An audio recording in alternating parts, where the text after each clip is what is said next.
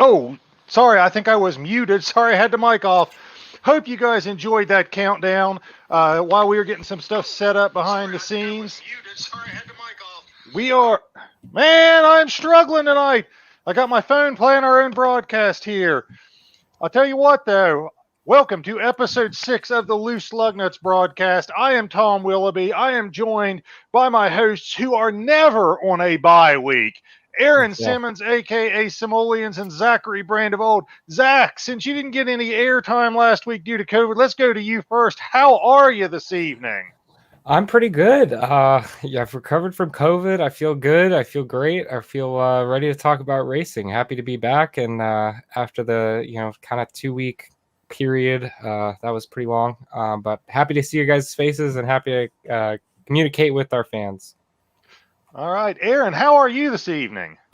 I'm doing very well tonight. It's kind of one of the few rest days during the summer semester that I actually got to have, and I'm trying to make the most of it as much as I can. Now I'm ready to get episode 6 underway. All right, glad you guys are doing well. I am not doing as well as you two. I am suffering from like depression, I think. There are no races this week.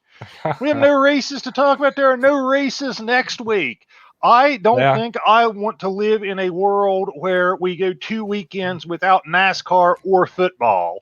I'm just not sure I want to live in that world, but hopefully we will get through it. We are joined by Stevie Throop here, who is tuning in, giving us a comment with the big smiley face there. Thank you for joining us, Stevie. But with no race reviews this week, we got to find some things to talk about. So, Zach, take us through some of the big news stories of the week.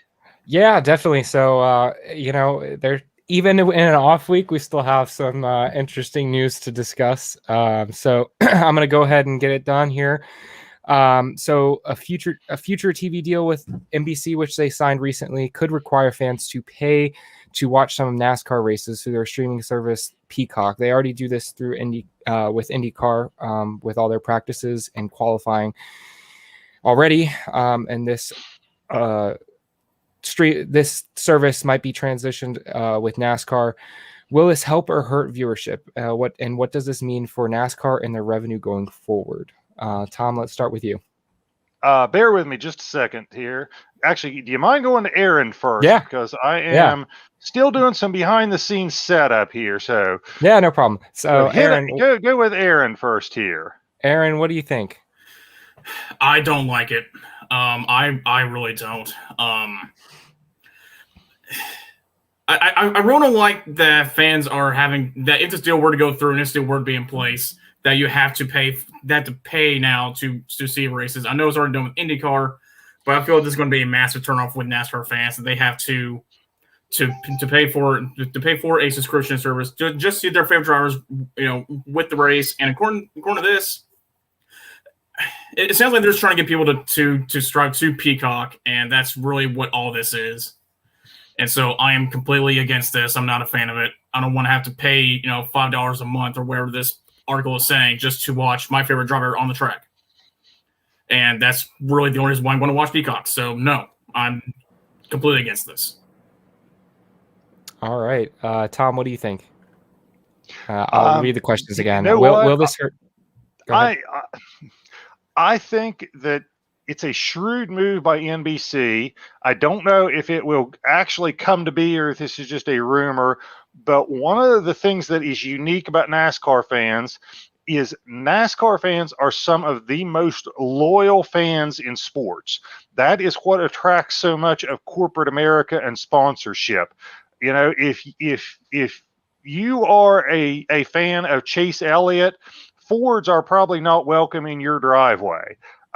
There is huge loyalty, and I think that Peacock is a way of them capitalizing on that by saying NASCAR's got a diehard base, and the diehard NASCAR fans will do anything to see their races, and they'll fork over the money.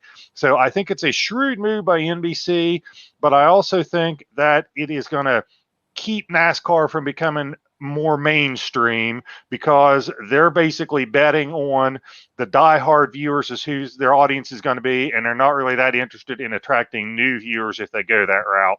So I think it's a business decision.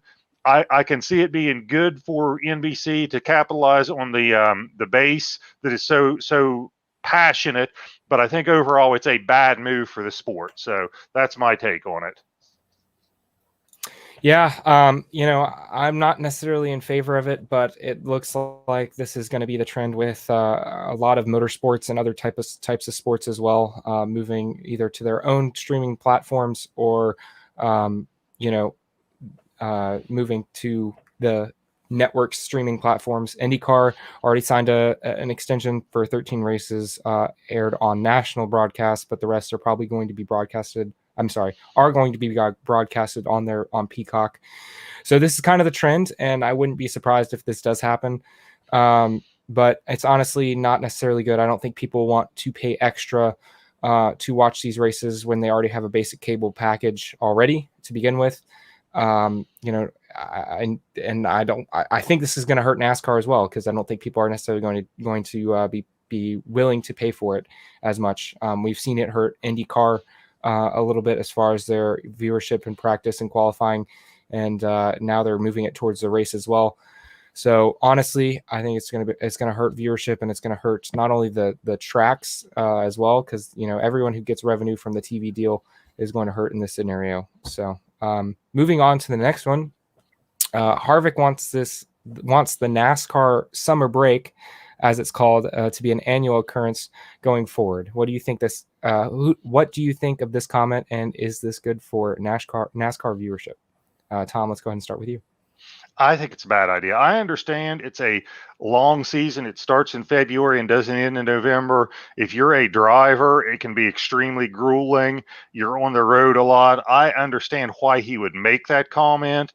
I don't think it's a good thing. I think it costs NASCAR momentum. And if you're a fan, especially if you're maybe somebody who's not like us, who's a diehard fan, but you kind of tune in and follow it, and then you get this 2-week break with no racing, I think you lose momentum. I think you lose viewership. I don't think it's a good thing for the sport. I don't think it's a good thing for the fans, but I can understand why, as a driver who has to climb behind the wheel 36 times and be on the road 36 weeks a year, I understand why he would make those comments, but I just don't think it's good for the sport. All right, Aaron. I'm going to have to agree with Tom there. I mean, it does cost NASCAR a lot of momentum, especially coming off of a very significant week in racing, where there was a lot to talk about, especially with a driver who was down and out of the championship contention, now suddenly finding himself in NASCAR contention, and then having that spark for a team that just could not find any momentum throughout the year, finally getting that spark, and then there's just 2 weeks of nothing. And so I think it costs NASCAR momentum, it costs teams momentum, but I understand why they do it. And as Tom alluded to, the season lasts until essentially January when they're building the cars, February when they start racing, it doesn't end until November. And so it is probably the longest season in sports, period, but it does cost NASCAR some momentum. I would be in favor of having them get rid of some races, like maybe two or three races, and have that at the back end. But I'd be more in favor of that, but not in the middle of the season. Yep. Hey, Zach, let me jump in and say something here real quick. This is something I meant to say in the opening comments, but as you could see, I was struggling at the beginning getting things lined up here. But with no races to talk about, we are going to add a new segment here at the end of the show where we want to have our viewers submit comments of either questions or topics they would like to see us discuss, and we'll probably pull 4 or 5 of them and put them up on the screen and then discuss them. So if you're tuning in here, be thinking about what you'd like to see us talk about or what questions you would like to ask us, and that will kind of be one of our last segments. But I wanted to throw that out there and let the people tuning in know that they'll have a chance to submit some questions, and we'll pick 4 or 5 of them and put on the screen, discuss here at the end. So if you're a viewer, be thinking of what you want to hear us talk about. So I wanted to tee that up early and forgot about it, but sorry to interrupt. Go ahead, back to the news, Zach. No, yeah, no problem. So yeah, I think the summer break, although it might hurt viewership, I think it's overall good. They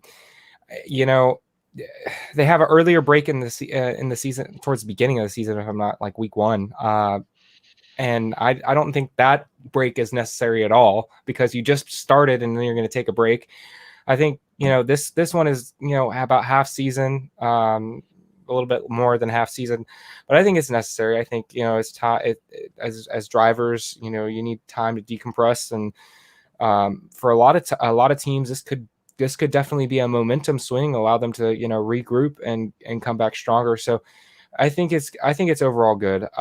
We have a long schedule, from February to November, and very little off season to get recuperated.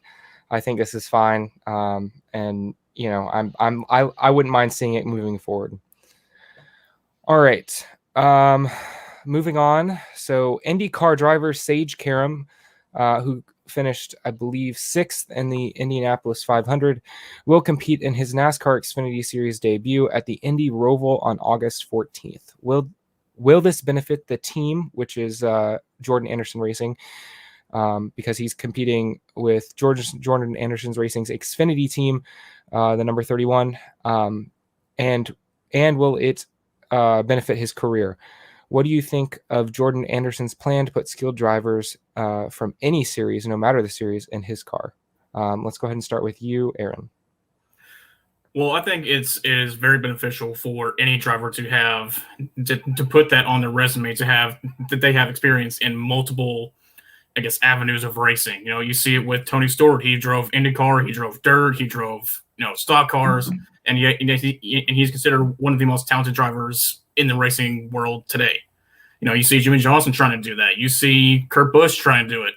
I mean, it only adds benefit to say, yes, I have experience driving with these cars, or yes, I have experience driving for this team in this series. And so I think for Sage Karam, it will be a complete benefit to him. Now, as for Jordan Anderson, it's yet to be determined whether or not he's able to compete in this stock car series. But it wouldn't hurt. It wouldn't hurt to give him a ride and see what he's got. I feel the Indy Roval is going to be a very good test for him. Obviously he knows Indianapolis very well. He should know the road course very well. And so I really think it's going to be a benefit for all around. But as to how much benefit to Jordan Anderson, I think it's still yet to be determined. Tom? I think that Jordan Anderson has really shown a high level of business acumen by putting some very skilled drivers in his vehicles. He's had Tyler Reddick, he's had Josh Berry, he's had Kaz Grala, and for the most part, they have performed well. And I think this is a great model for Jordan Anderson to follow, because I don't think he is a big-time Xfinity team that can attract a big-name driver for the full schedule. So I think this is great. I think he's a little bit following the lead of, we've seen Kyle Busch put some one-off drivers in his truck series. I think it's a great move for Sage, because I think, like Aaron said, more experience is better, and you get a chance to make a name for yourself. And let's face it, you race a lot more races in NASCAR than you do in IndyCar, so there's plenty of open weeks there for him. I am impressed with what Jordan Anderson is doing. I think it's a good move for him. I think he's really showing a lot of business acumen, that he really understands the business side of this, and he's made good decisions with these drivers. These drivers have been good drivers. They've performed well. So I think it's a good move all around. Yeah, I definitely agree with you, Tom. I think that this was just a shock, honestly. We didn't really see this. This news kind of came late. They brought in some new partners to the team in order to make this happen. And honestly, I think this is a wonderful move. Sage has the experience, just the drive time with IndyCar is going to be helpful. And, it's going to be different. It's going to be a learning curve, but just the ability that he has raced at that track before and has been able to, be successful. He doesn't have really much plans. So this kind of gives him, I think, a boost that he needs to maybe or jump his career.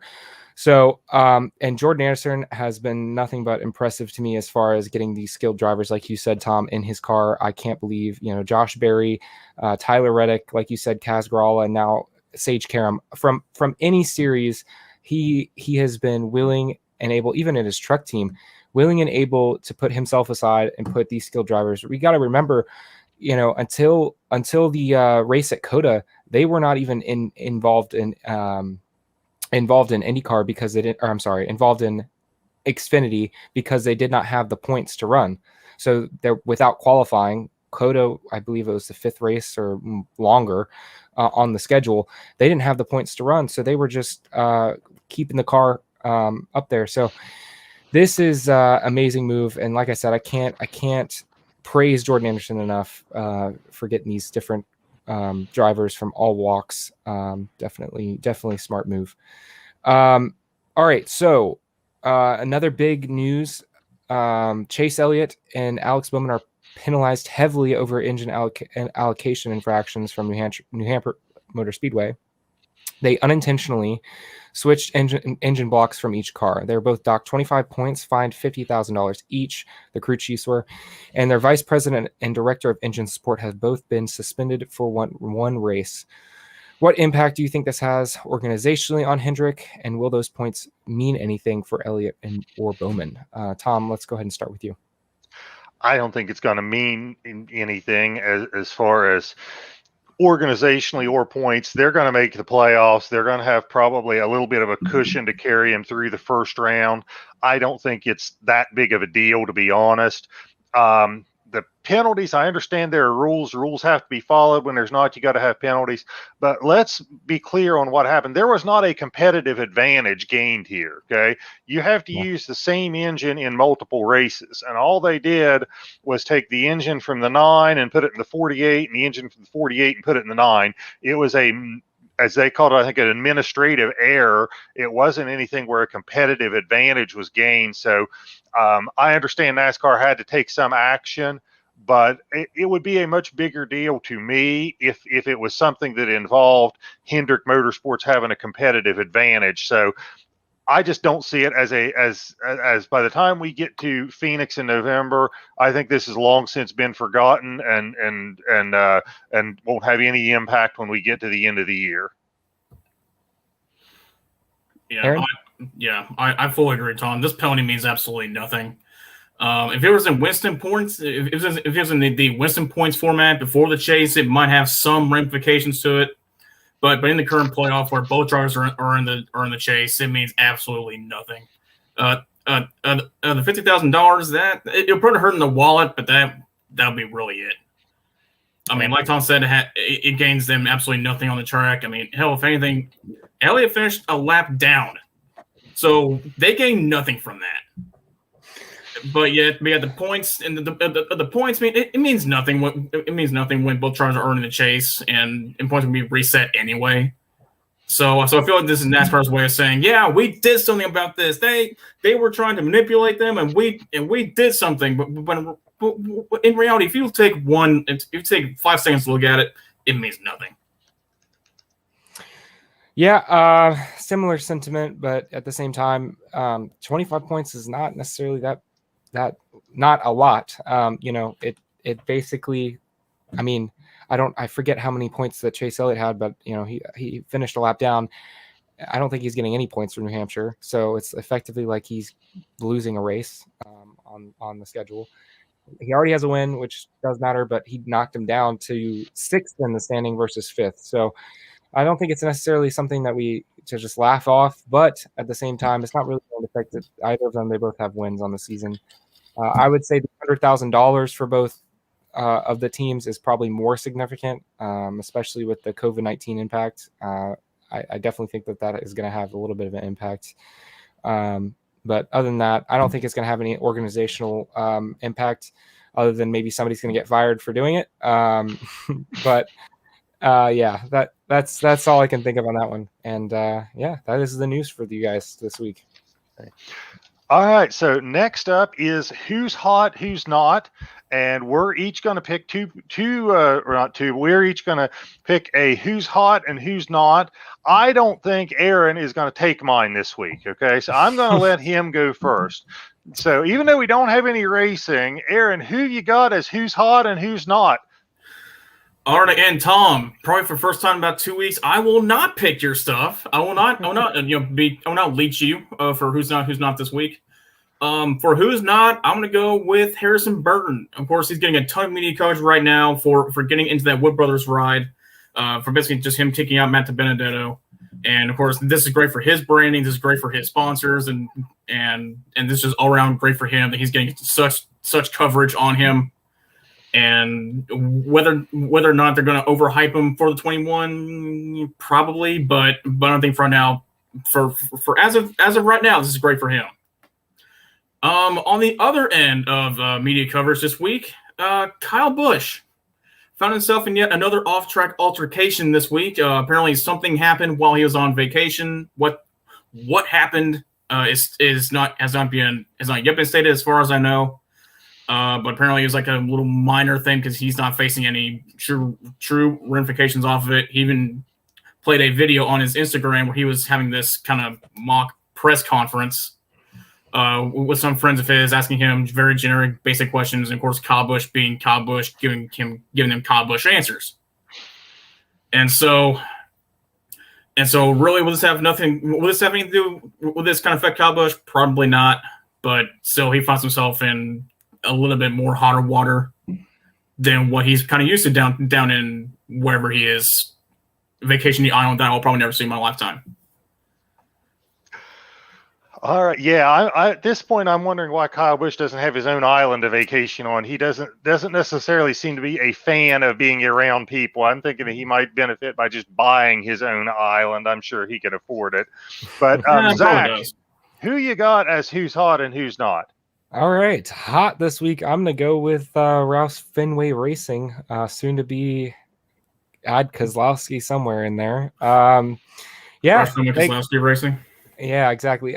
They've gotten a ton of news coverage, kind of like the Harrison Burton news, which I'm going to talk about in a second, for all the right reasons. So, they've been kind of, not going to lie, down in the dumps these past couple seasons. They got the 2 wins with Ricky Stenhouse and finished ultimately 13th in the points. That's their highest finishing position in the past 5 years, maybe longer, in the points. And yeah, it wasn't looking good. And these past few years they've made incremental improvements on that in order to improve their races overall. They've made some organizational moves beyond Brad as well, and I think bringing in Brad is going to give them an established driver, and again, obviously giving him part ownership gives him more motivation to turn around the team, and obviously money as well is a big factor. Having all of that, I think they're going to be a powerhouse in the future and get back to their old winning ways. So I'm very excited for that. As far as who's not, I'm going to reluctantly say, even though he's been in the top 10 the past couple races, except for New Hampshire, although he should have been, Matt DiBenedetto. He got informed that his ride was he wasn't having that team option picked up. Of course, he was informed earlier in the season that his that he would not be returning to the 21. However, with Brad Keselowski leaving, that opened up an opportunity for him to stay. Obviously, Cindric was a shoo-in for Penske. They saw him how well he did, especially on the road courses this season, in that 33 on part-time basis. And I think no one was shocked that he was moved up to the original Penske camp rather than the 21 satellite team. As far as Harrison Burton, that's going to be an interesting story. He goes to the 21. I think that is a interesting move from Penske. Great for Harrison. I'm a big fan, but I don't necessarily see the point, and that kind of leaves Matt DiBenedetto out, and there's not very many options at all, if any, for him to compete in the Cup Series next season, especially with free agents like Kurt Busch and Ross Chastain and Ryan Newman among the very many lists of free agents that are on the market and that are being picked over in favor of rookies in the Xfinity Series. So he is on the who is not list this week, and those are my picks. Okay. All right, I'm going to jump in with my who's hot and who's not, and I am going with road courses. We added a bunch of road courses to the schedule this year. Road courses are hot. They are the cool thing. They are. A few years ago, we wanted more short tracks. Now we want more road courses. So we got back-to-back road courses coming up with Watkins Glen and the Indy Roval. I think Chase Elliott and Kyle Larson got to be licking their chops at them. So I am going with road courses are hot right now. I think it's been kind of exciting, but I'm glad that as we get close to the playoffs, I think we're only going to have one in the playoffs. I like that we're getting back into the more traditional ovals with the playoffs, but I like seeing them turn left and right. So I think road courses are a thing that is hot right now. As far as who is not, I'm saying right now what is not hot is the chase for the playoffs, okay? We have 4 races left before we get into the playoffs, okay? And pretty much everything is decided. There is basically one spot left open for the playoffs, if you look at it from a realistic standpoint. And that one spot, there's only 2 guys that have a chance, 2 teammates, Austin Dillon and Tyler Reddick. So as we're winding down here, getting ready for the playoffs, there's not a lot of excitement unless somebody, pulls an improbable win out to shake things up. We still got 4 races to go. We only have 1 slot that's realistically open, and we only have 2 guys that have a realistic shot for it. And oh, by the way, they both come from the same team. So it just seems like hopefully the playoffs are really exciting, but the regular season winding down and who's in and who's out, not a lot of excitement there. I'm saying the chase for the playoffs is what is not hot. So it's not been hot for a while. Yeah, Tom, we've had a couple different winners these past couple weeks. I think the trend continues with your green flag statement, or I'm sorry, your who's hot statement with the road courses. We got a couple different road course ringers that are might be good. Who knows? You think we're going to have a surprise winner here? I think we might have a couple surprise winners. Who knows? Ooh, I'm hoping for it because I'd like to see some spicy things. Okay. All right. Next is one of my favorite segments. It is green flag, red flag time, where we make a statement and then we all decide whether we agree or disagree by giving it the green flag or red flag. So, Aaron, you ready to host the green flag, red flag segment? Let's do it. All righty. Green flag, red flag. Number 1, Harrison Burton's decision to leave Joe Gibbs' Xfinity program helps his future and he'll be successful with the Wood brothers. Green flag means yes. Red flag means no. Zach, we will go to you. Green flag or red flag? Of course you go for me. God bless. So it's a little bit complicated for me because I do love Harrison Burton, but looking at his Xfinity series this past season, he hasn't really done anything that's popped off the page for me, and I think this is a questionable decision. For Harrison Burton itself, I think this is a wonderful decision. There aren't very many rides open, if at all, in the in the Cup program for Toyota. And I think that was, kind of a couple years down the road for him. So I think this gets him in a position to instantly jump into a team that's going to be competitive. And maybe not win races, but he's definitely going to be competitive in them. So yes, I think this move will definitely help his future for sure. All right. I got to go red flag. I don't think this is a good move. I don't like it any way, shape, or form. I don't think anybody comes out on top with this. I know there's something to be said for actually getting in the Cup Series and competing at the highest level. But I think, we all know that things change very quickly, as we see in the silly season every year with people coming and going and people signing short contracts. He was with a premier organization in Gibbs Racing. I think he's taken a step back by going to the Wood Brothers, which is a satellite team of Penske. I'm not convinced that this new car is going to level the playing field that much. I still think the bigger, more high-dollar teams are going to have the most success with it. So I think he's taken a step back. We don't know the circumstances of him leaving. He may have burned bridges with Penske, so he may have ruined his chance of ever getting back into the Penske organization, or not Penske, but the Gibbs organization. I don't think the Wood brothers upgraded drivers. I think Harrison Burton, when he's in his prime, might be better than Matt DiBenedetto, but he's not in his prime. He's still a young guy. He's going to be a rookie, and by the time he's in his prime, he will probably have left the Wood brothers. So I don't think this is a good move. I'm giving this a black flag all the way around. Can I say one thing? I completely agree with you, Tom. However, I will say 2 words: Ty Gibbs. They had to make room for him somehow. I don't think it's going to be an upgrade because Matt, the past 2 seasons, hasn't been wrecking cars. He's been keeping them clean. So, you get a rookie in there, he's obviously gonna tear up some cars learning. So I agree with you, but go ahead, Aaron, continue. I will say green flag as to Harrison Burton's kind of his personal stuff, but I say overall red flag. I mean, I agree with Tom, and I'll agree with Tom. Matt DiBenedetto is a more experienced driver. He hasn't been tearing it up, but he hasn't been tearing up cars either, as Zach said. And so right now he's shown that he can race. He has a drive to win in Cup. He just needs something to go his way. And so I'm say red flag. This is not a great decision. I mean, who knows? Harrison Burton might develop and turn out to be a great driver for the Wood brothers and kind of get them back in winning contention. But right now, I just don't see it. So red flag for me. All right, to number 2. Hendrick Motorsports will sweep the remaining road course events at Watkins Glen and the Indy Roval and the Charlotte Roval. Green flag says yes, red flag no. Tom, let's go to you first.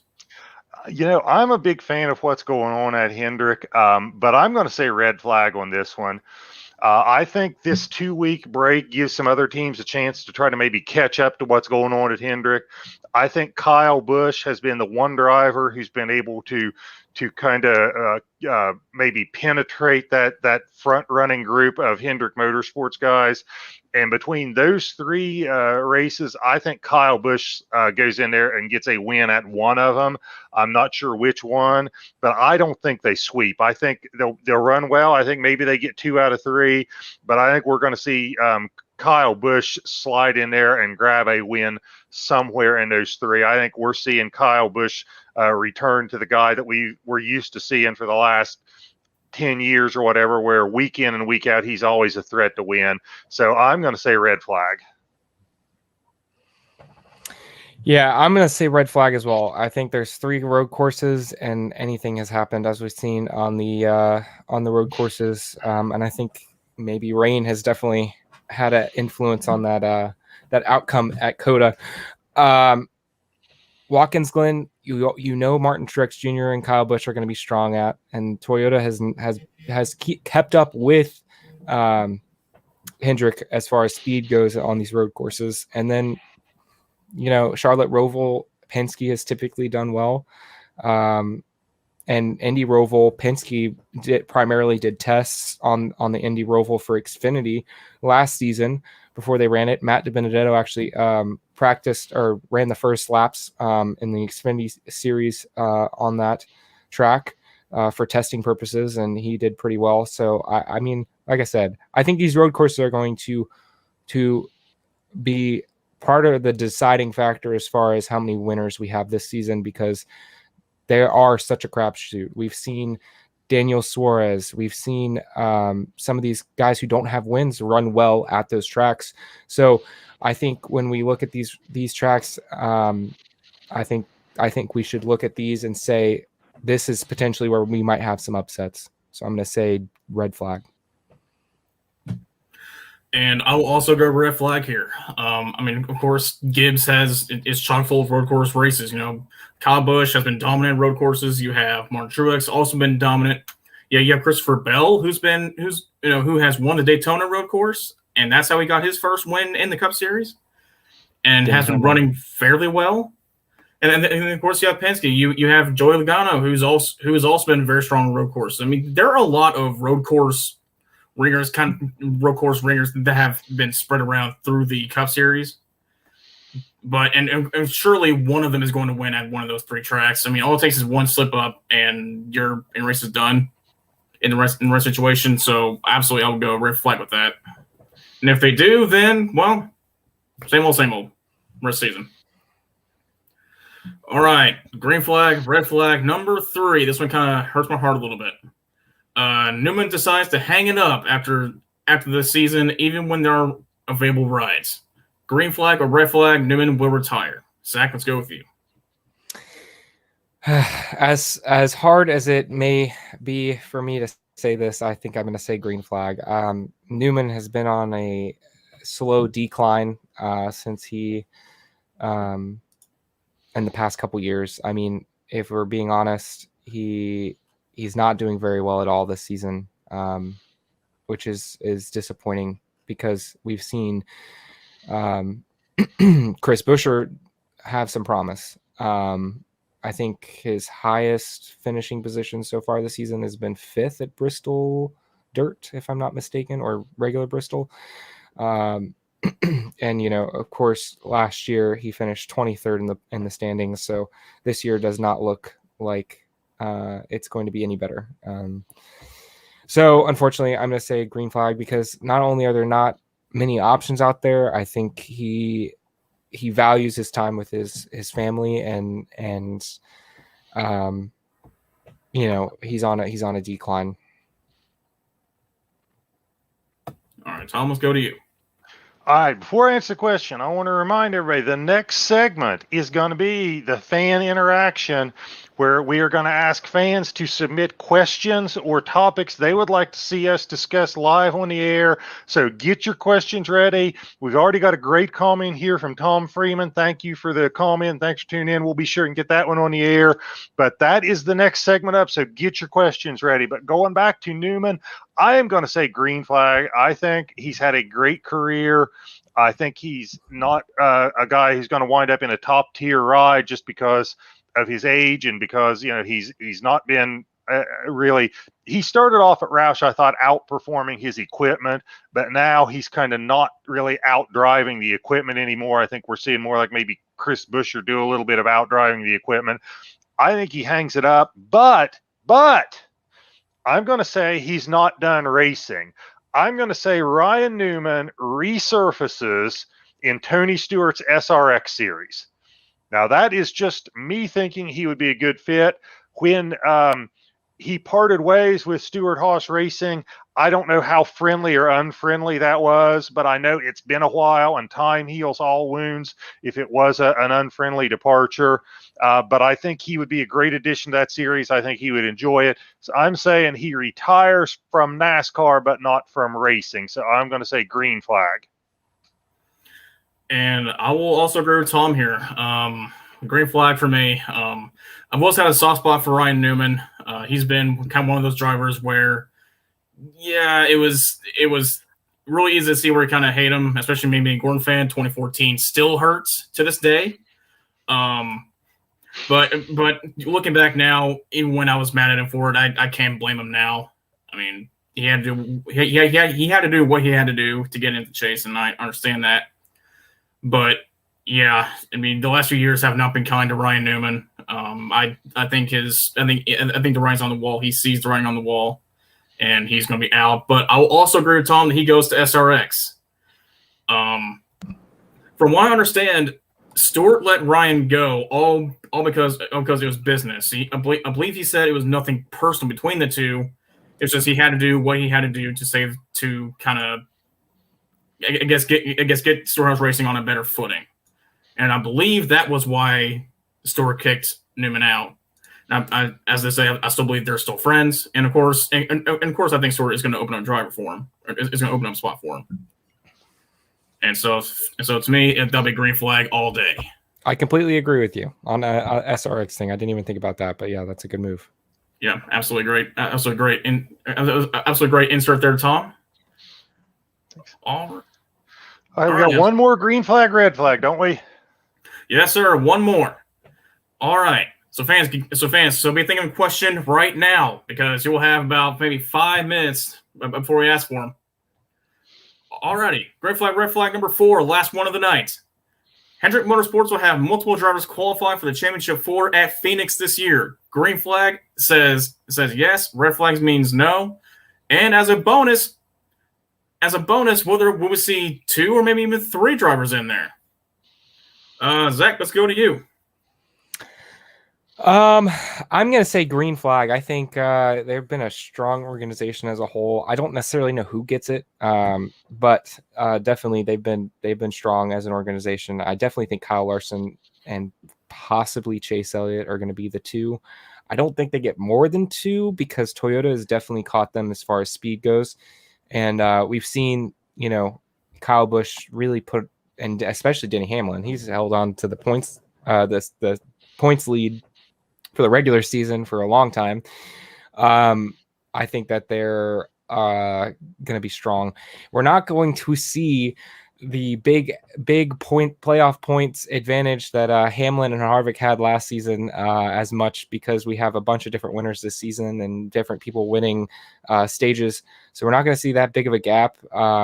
And so it's really going to be up in the air. But like I said, I think green flag. I think multiple, maybe max 2 Hendrick Motorsports drivers qualify for the Final 4. All right, Tom, what say you? I made a prediction at the beginning of the year that said they would have 2, okay, or have multiple drivers. I'm going to stick with it. I think it's Kyle Larson and Chase Elliott. I think Kyle Busch is the 3rd guy in that mix, and then the 4th guy, I don't know. If I had to make a bet on who that 4th guy would be right now, I would say Joey Logano, just because I think he's got the aggressive mentality of he would put his mom in the wall to win a race. And I think he coming down to those final 3 races to where you can win your way in, I think he's still going to be in the mix. And I think he'll make an ultra aggressive move somewhere in there to put himself in that championship 4. But I think you're going to see 2 Hendrick drivers. I'm going to say Chase Elliott and Kyle Larson. I think they've been the strongest organization pretty much all year, and I think it lasts through November in Phoenix. So I'm going to say green flag. I'll also go green flag on this. I mean, I think without a doubt it's going to be Kyle Larson in. It would take some serious problems for him not to be in. I really think out of the other 3, I will agree. I think Chase Elliott is going to be the better candidate for the other one. Kyle Busch may be the 3rd one, but the 4th, that'll be my dark horse pick, and I'm going to go with a viewer from last week that I would love to see in the Final 4, Aric Almirola, because I would love to see him in there, but I really don't think it's going to happen. I mean, right now I'm kind of looking at either Bowman or Byron out of the Hendrick camp that I think will go in there. I want to say Bowman might get in. Bowman might be the 3rd Hendrick driver to get in. And so that's how I see it. I'm going to go green flag with that also. Okay. All right. So we're expecting that championship 4 to look like a Hendrick Motorsports Company picnic or something. So I think we're all expecting multiple guys to be there. But here we are. This is something new. We're trying fan interaction. So hit those keyboards, give us questions or comments, things you want to see discussed on the air. First up, I got to show this from Tom Freeman. How do you guys think a back marker guy like Joey Gase or a driver like him would do if someone gave him a chance in good equipment? Okay, so before we answer that question, check out that profile pic for Tom Freeman. I believe that is a Camaro in that picture, is not? That looks Absolutely. like a black Camaro. That is a sweet ride. So yes, it is. I'd love to have it.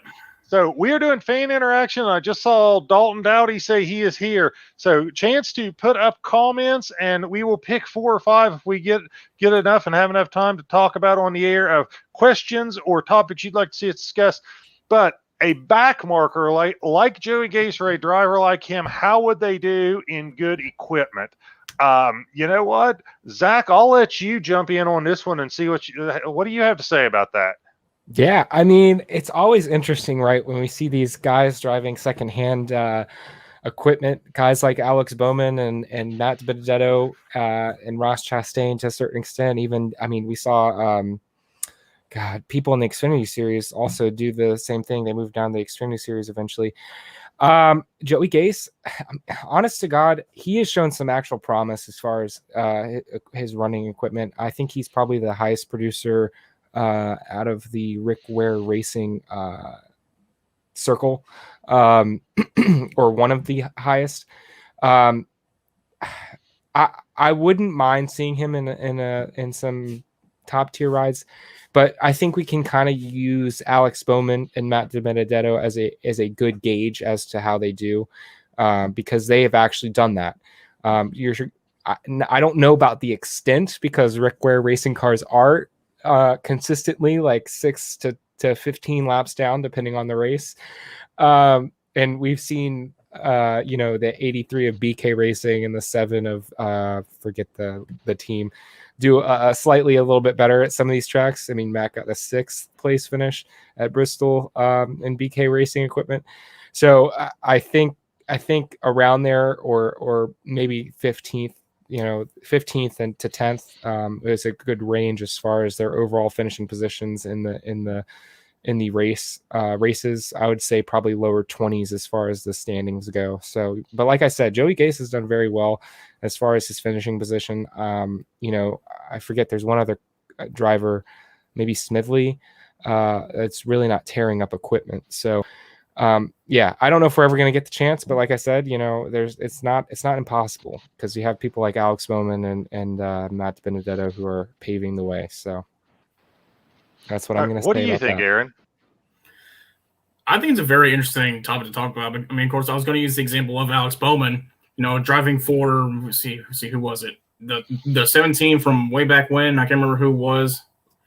But yeah, I mean, it seemed like every week the car would either catch on fire, wreck, or even special weeks do both. But we of course now he's in top tier contention, and now he's a top tier driver. And so I would love to see him in a better equipment to see what he can do. He has shown promise throughout the season, and not tearing up cars. And so really that's a sign of you can drive the cars. It's just the car that's the problem. And so I really think that he could do better with another team. But who's going to take him right now? Doesn't look like anybody's going to take him. So unfortunately, he will be at Spinware Racing for a while. I think this is something you could go a lot of different directions. We could devote a whole show to this topic of taking guys and putting them in better equipment. Let's talk about Joey Gase for a minute. Okay, first off, if you're talking about a guy and would they do better in better equipment? Yeah, they definitely do better. How much better? I don't know. I go back to what I've always heard Dale Jr. talk about. He looks for guys who are outperforming their equipment. The problem I got with Joey Gase is I feel like, and I don't mean to say real disparaging, but the Rick Ware equipment is so bad. I don't know that you can outperform it. You look at how many laps they collectively finish down each week. It's really hard, I think, to outperform equipment that's that bad. I think, he could do a lot better. He could probably put some top 10s or top 15 finishes together, maybe grab a couple of top 5s or something if he was in top tier equipment. But I also think it's interesting to say, how do you define what a back marker driver is, as you said in your comment? Is Ryan Preece a back marker? We saw him drop down to the truck series and grab a win, and he's proven when he's gone to other series and hasn't been disadvantaged by equipment, he can really drive. A lot of people think Quinn Houff has a ton of talent, but is in back marker equipment. I wish you didn't say that. But Joey Gase, I think, is severely handicapped because I just feel like the Rick Ware equipment is so far behind. It's really hard to judge his talent.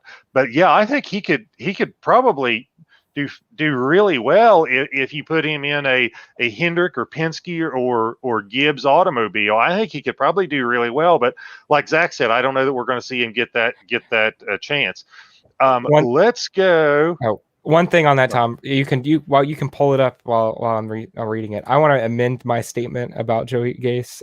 He has I think run 5 races this season, and all in different cars. His best finish is a 20th at Daytona, and he has not finished higher than 29th outside of any other track that he's raced on. So I definitely got the wrong Rick Ware racing driver. I don't necessarily know how well he's gonna compete. If that's a instance, he raced, I believe, near a full season last season during COVID. But this season, he's definitely significantly worse off as far as his starts go. He hasn't done well at all. So I just wanted to get that out of the way.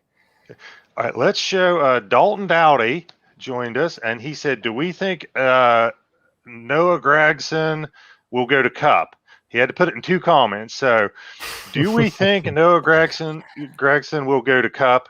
And I assume he means Noah Gragson, the Xfinity driver for Junior Motorsports. Yeah.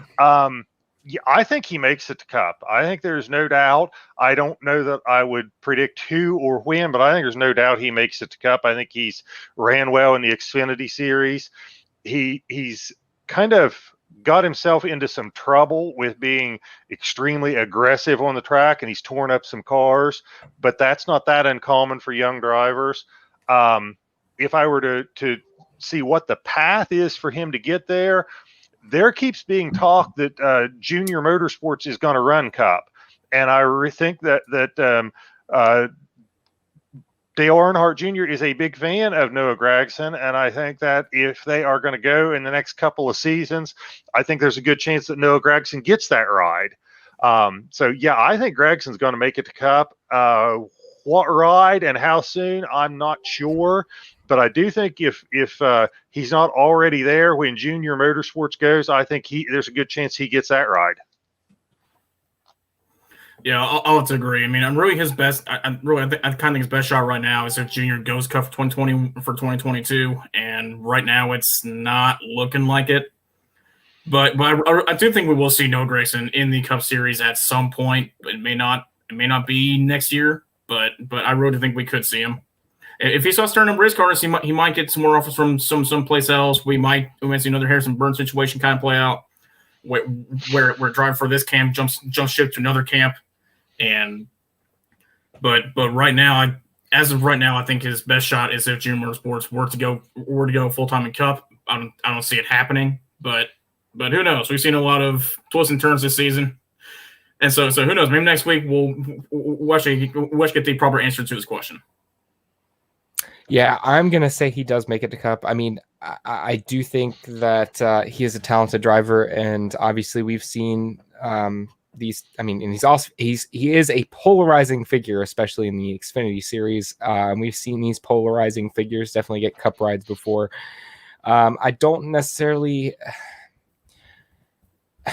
like Tom said, he has teared up equipment, and that's going to be a problem moving forward. But I don't necessarily think he gets the Junior Motorsports ride if they move to Cup this next season or the season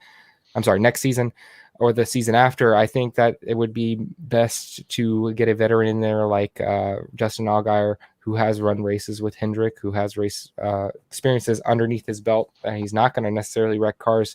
I think that would be more suitable for Junior Motorsports, but if they expanded to cars after 2021, I definitely think that would be an avenue for him. Other than that, I think maybe RCR or Hendrick. Obviously, he's probably going to stay loyal to the Chevy Alliance, but I don't think we're going to see him maybe for the next 2 years in the Cup Series, maybe longer. So unless he significantly improves, maybe wins a championship, we'll see.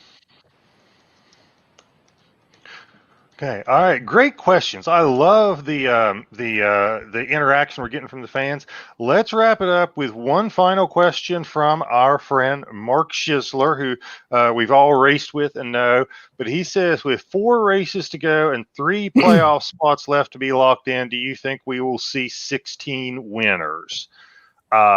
Interesting question. I got some thoughts on it, but I will let you guys go first. Go ahead, Aaron.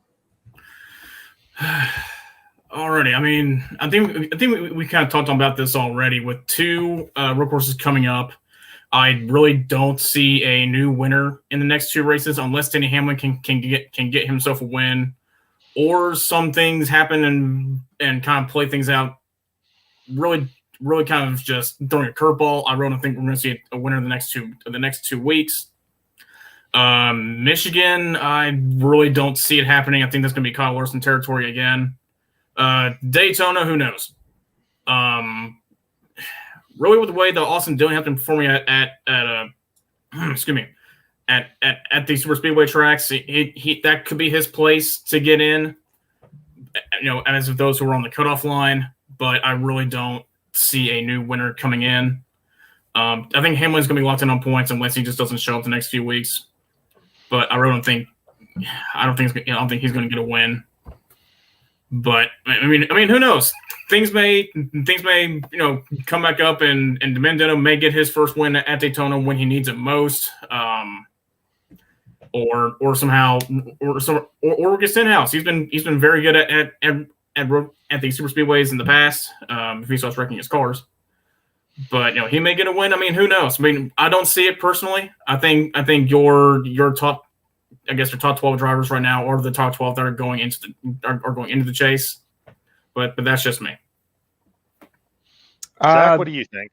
Yeah, I'm gonna say it's very possible. I would say I don't think maybe all of the spots are going to be filled, but we're definitely going to get some new winners over the next, maybe at least 2. And here's why.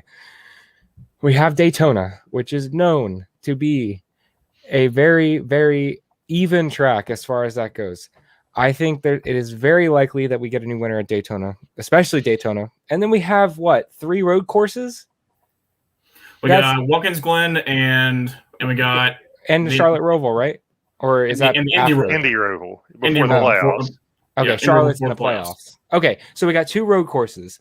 Those are wild cards, like I mentioned before. We've seen these people, or we've seen drivers like Suarez, Matt DiBenedetto, Chastain. Oh God, who else? I feel like I'm missing somebody. Even Reddick. He was doing well. Compete well at these road courses, and Indy Roval is a completely new track. Only experiences people who've run the race at the or done testing, and I don't really remember the Indy Roval race last year, but I do know Matt DiBenedetto tested there. Not saying he's going to win because I'm not going to jinx it, but definitely possible. I think we get at least 2 more winners, maybe 3 if we're lucky, and I hope we're lucky because I would love to see at least 3 new winners on the season. And I think that would be fun. Not even the points leader, regular season points leader, could be safe with this scenario. So who knows? But I will say Denny Hamlin has shown pretty good speed on the road courses and Daytona, which he won, not to mention a couple years in a row. So we'll have to see going forward, but I say we at least get 2 winners, and I will be extremely ecstatic if we get 3 new winners. Okay, now one of my personality flaws is that I overanalyze, overthink, and nitpick at the details of things. Okay, so you guys are going to see this come out right now. Okay, so. Okay, I'm so ready. we got I'm 4 races left for the playoffs. I don't think we see three new winners in 4 races. Okay, so I don't think we see 16 winners before the playoffs, but I could see us having 16 winners by the end of the season. Going into this, I could see Hamlin winning, which really doesn't shake up the playoff picture at all. Okay, I could see anybody winning at Daytona, which could definitely shake up the playoff picture. Beyond that, you've got 2 road courses, and I don't see road courses as a wild card. I think road courses are the usual suspects. You can't hardly win them on fuel mileage or pit strategy, and there's just not that many people, I think, that run up front consistently at road courses that I would expect to see a surprise winner there. But so I could see us getting up to 15. But you expand it to the whole season. You've got another restrictor plate race coming up in Talladega that anybody could win. I could see Ross Chastain. I'm looking at kind of the point standings here. I could see Ross Chastain grabbing a win because we've seen Chip Ganassi Racing has some strong wins, strong runs, I should say. I could see Tyler Reddick grabbing a win.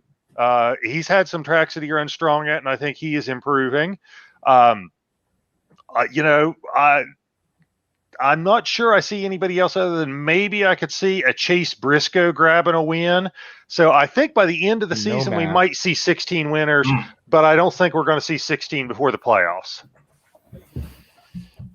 So, I like how you have Matt as an underdog. I mean, who knows? Who knows? Don't say anything. Don't say anything. Don't say anything. Don't say anything. We're just gonna watch the races and then we're gonna commentate on them afterwards.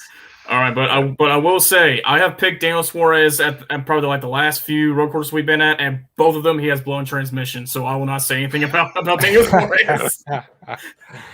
Okay, all right. I think it is time for us to wrap this thing up. I will give everybody a chance to make their parting comments on any topic that they want to talk about here. So I will let you go first, Zach. Give us your parting comments. Go to Simoleons first. Go to Aaron first. Oh, go to Simoleons first. All right. Simoleons, if you don't want to go, I'll jump in. I'll go and go. Of course, I'm a college football fan, and of course, being a member of an SEC team, news coming out over the last few weeks, or the last week. Oklahoma and Texas of the Big 12 has shown no interest in joining back in the Big 12. They want to come to the SEC, and man, why got to make our season harder? I mean, I'm a Tennessee fan. I mean, come on, we don't need them. Please just stay over there. We have Florida, Georgia, and Alabama to deal with every single year. We don't need an Oklahoma in here. Please, just no. just no. Please, Tom, no. Out of curiosity, are you a SEC fan, college football fan? Am I? Yeah. I am a diehard WVU Mountaineers fan. So I am a Big 12 fan. And since we have joined the Big 12, the number of wins we have over Oklahoma is the same as Matt DiBenedetto's career win total. Stop it. So good riddance, Oklahoma. Take your little schooner wagon and go be somebody else. Go be somebody else. Please take them back. Take them back. Hey, we don't want them. We don't want them. Take them back. Hey, Tom, I think we have a relevant comment. It says, "Go Gators." No, I think we should put that up. Yeah. No. Thank you. No. So just to remind the Tennessee fans, Aaron. But go ahead. Let me make my parting comment. Okay, we are on a big Olympic break here, a 2-week break from NASCAR for the Olympics. And I'm not a big fan of the Olympics. I feel like the few times I've tried to tune into the Olympics, I've seen 15 minutes of commercials, 10 minutes of hype, and 5 minutes of actual action. Yeah. So I've not been a big fan of the Olympics. But I am going to say this, okay? If you want to bring the Olympics back to the forefront, if you want to make the ratings better and get people more involved, add horsepower. There's nothing wrong with the Olympics. Yes. Some V8 engines won't solve. There you go. Yes. Let's add stock cars, or I don't care what kind of They're car. probably going to be something electric. With 4 wheels and a steering wheel. electric Make cars that an Olympic sport. We could have our own little Olympic like decathlon to determine the world's best driver. You could do like F1 road courses, sprint cars on dirt ovals, a 1.5 mile track in stock cars. You could kind of have your own little decathlon for drivers. That will get the ratings back in the Olympics. So there you go. That's my solution to bringing back the popularity of the Olympics. Actually, wait. So wouldn't the SRX technically be like NASCAR Olympics? Since all the cars are the same, you have drivers from every different kind of walk of life into one sport. So technically, wouldn't that be Olympics or that stretch? The original add a couple of road courses and we might be flying an Olympic flag in the next few years at the SRX races. I think you got to add a couple of road courses and we're there. I will say, if any of you guys watched the IROC International Race of Champions, not to be confused with the NASCAR version, they have F1 drivers, rally drivers, NASCAR. Carl Edwards competed in it. So did Jimmy Johnson. I believe Jeff Gordon as well. Tony Stewart. Where they race, I believe they raced several different cars. One year it was a Expo, the 3-wheeled car with the open cockpit. One year it was that. One year it was Mini Coopers, like small cars. They raced at road course indoors. They did it in Miami football stadium. That is what I want to come back. I believe they last did it a couple years ago, but we haven't even seen any big names, any NASCAR names, F1 names, anything like that, IndyCar names. I would love to see that come back, because that was always fun to watch. People from all walks of racing come together and race it out. And we did have some winners that were surprising. NASCAR winning over F1 and all of that. So I believe Carl beat Michael Schumacher. So I hold that to this day. So my white flag is going to be about the SRX series, which is seems to be growing in popularity by the week. They are looking at racing at North Wilkesboro Speedway next summer. I think this is going to be a giant, tall task for Marcus Lemonis to rebuild that speedway in a matter of a year. But I would not love to see it. I think it's a great move. If you want to bring in fans, you save that speedway, and you're going to get all the old heads in there, and even some of the new heads as well watching it. Hey, Zach, didn't was it North Wilkesboro that Dale Earnhardt Jr. Led a big cleanup effort there so they could have it scanned and added to iRacing? Yeah. Imagine if he ran the SRX race at North Wilkesboro. Yeah. That would be exciting. I think that would be right up his alley too. I think he would want to if they do it. And so I saw some renderings done. I don't know if they're official, but they were going to put a Camping World across the street from it too. I think this is exciting. I cannot wait to see it. And if it does happen, we've seen Marcus not necessarily do everything he's said in the past. Not saying that he is untruthful, but because of whatever reason, he hasn't done everything he's put out there. But this has definitely gained traction over the past couple of weeks, and I would love to see it happen. I would too. And I think I saw a story, a few months ago, where North Carolina was given this huge chunk sum of money to kind of just rebuild something, like rebuild infrastructure. And some of that money was given to North Wilkesboro to rebuild it. Yep. And so we might see it back. We might see it back if everything goes right, and I would love to see it back. I think if you open it up, you're going to get a packed grandstands just for the nostalgia of the track. I think you're going to get everyone there, no matter what's there. Yes, I will agree. Wow, that is ending on a high note. Yeah, bringing North Wilkesboro back. Yes, that is. I mean, that is like. I'm glad we saved you to go last on the white flag, because I would not want to have to follow that one. Wow, that's big time exciting. That will have some people talking and some people excited. So absolutely. Yeah.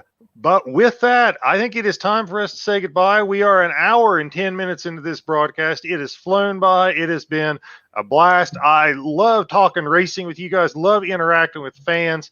Can't wait to do it again next week, but I'm really looking forward to the following week when we have an actual race to talk about. So, yes, absolutely. With that, it is time for us to say goodbye for this week. Thanks to everybody for tuning in. Thanks for all the comments. We will catch you all next week, and we are out of here. Thank you, guys. See you guys.